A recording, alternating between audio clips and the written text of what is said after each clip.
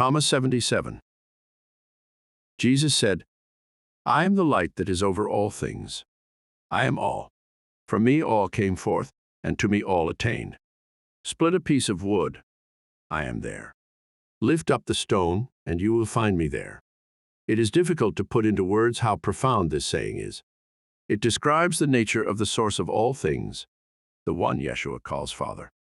Jesus refers to himself as this thing because he is, as we all are, connected to this source. Through its very nature, it is everything, because it is in all things. In those beings that come to recognize this truth, it aggregates and grows. It then becomes conscious. It lives as a spirit. The soul is made of the source and exists in all humans. It lives when it implants into a prudent human, becoming a spirit through the action of the collective consciousness, Holy Spirit. Science has proven the universe is expanding, as it is evident that galaxies are moving away from each other. It follows that the universe came out of a single point in the emptiness of space when everything in existence was in a singularity. Then, suddenly and inexplicably, this light expanded. This was the Big Bang, which created everything we have in the physical universe. This hypothesis is supported by scientific evidence, but it still leaves us with many questions. Where did that tiny spot, which contained everything we know in the physical universe, come from? What was around that singularity? Was it nothing? What is nothing? What is the black emptiness of space? These questions create more questions, which signal a potential that is difficult to fathom. As scientists delve into the possibility of other dimensions, we come to realize that the language used in the Gospel of Thomas by Yeshua is not dissimilar to a scientist describing their hypothesis. The language in Thomas is different to what a contemporary scientist might use, because the context in which Yeshua spoke these words was archaic. It required Yeshua to present cryptic symbols and metaphors which could be relatable to the common man.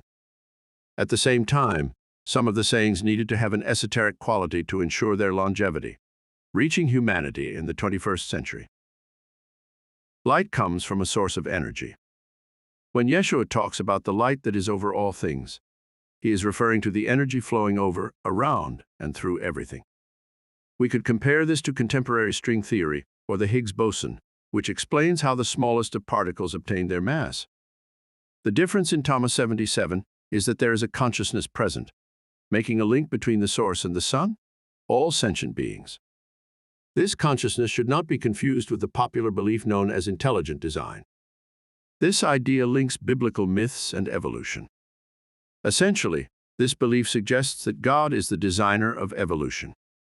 The problem with this notion is that it does not recognize the physical world as separate from the realm of the spirit. The laws governing each of these are entirely dissimilar.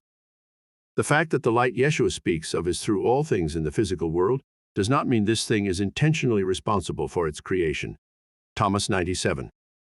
There are manifestations of this light in the natural world, but these are mere reflections. We saw this previously in the two elements that form water. When separate, they are one, but when joined, they are two and a source for life, as in Thomas 11. Christian faith explains the imperfections and chaos inherent in this world as resulting from a separation from God, through the action of the original sin. Gnostic Christians put forward the premise of an imperfect demiurge, which has created a place for his own glorification. His imperfection is reflected in the suffering people experience, and as a result, he was perceived as jealous and vengeful in nature.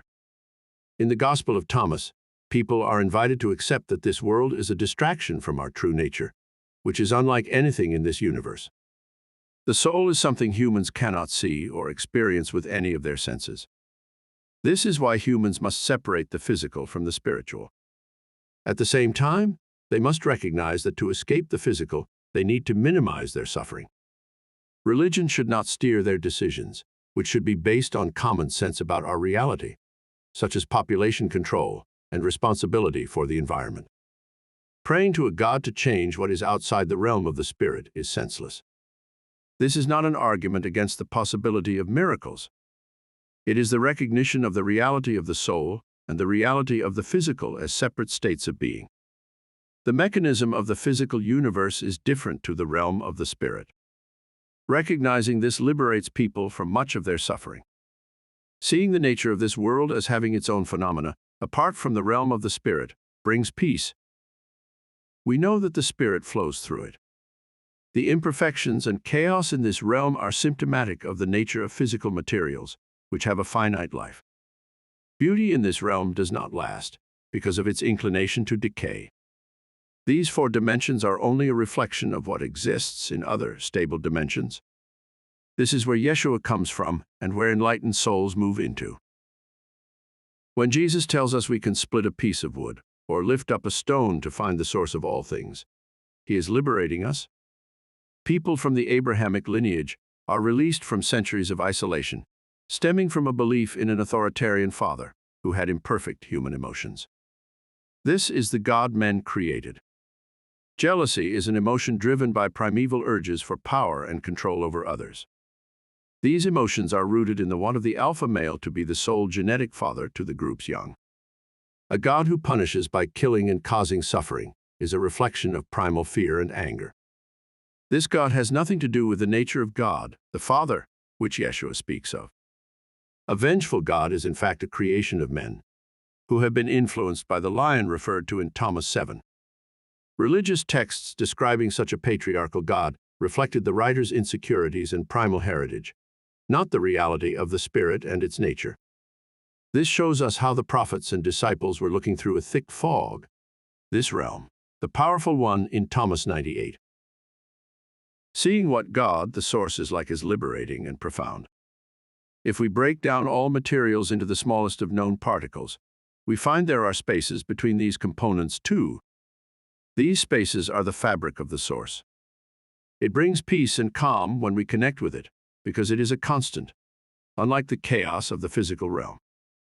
As mentioned in a previous commentary, people find solace and peace in rituals as a pseudo-connection to the source.